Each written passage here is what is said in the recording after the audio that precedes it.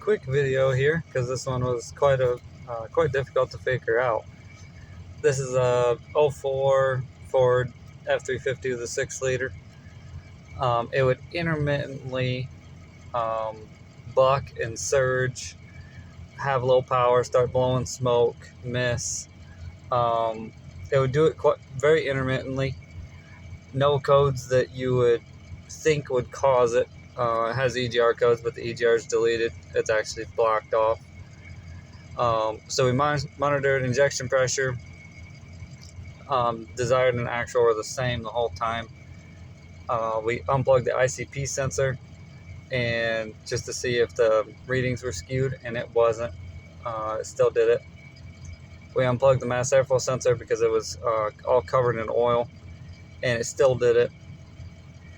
Unplugged the EGR just to rule that out as well, and it still did it. We monitored cam and crank sync and FICM sync in the scanner.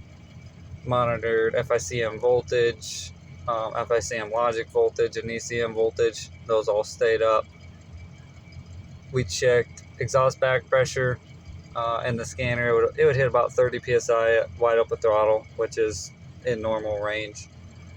Then we commanded the turbo vanes open, and you could hear like the engine note change, so you knew they were opening.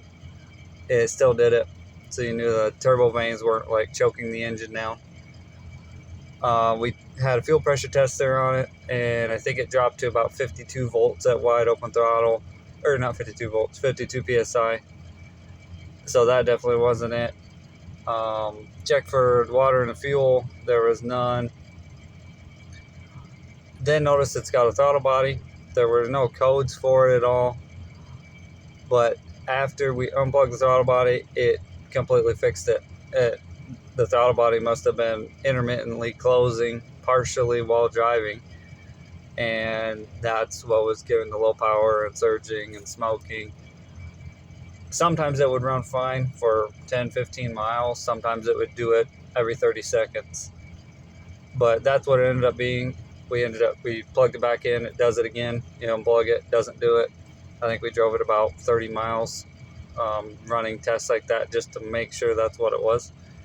Hope that helps somebody. We'll see if they want to leave it unplugged or if they want a new throttle body in it. I guess the other possibility is there could be shorted wiring that's holding the valve open. But that's what the fix was on this truck. Thanks, guys.